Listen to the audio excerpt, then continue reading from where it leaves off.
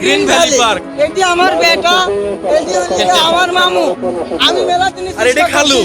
আমি মেলা দিন চেষ্টা করতেছিলাম যে আমার এই বেটাকে আমি ব্লগের মধ্যে ঢুকাবো।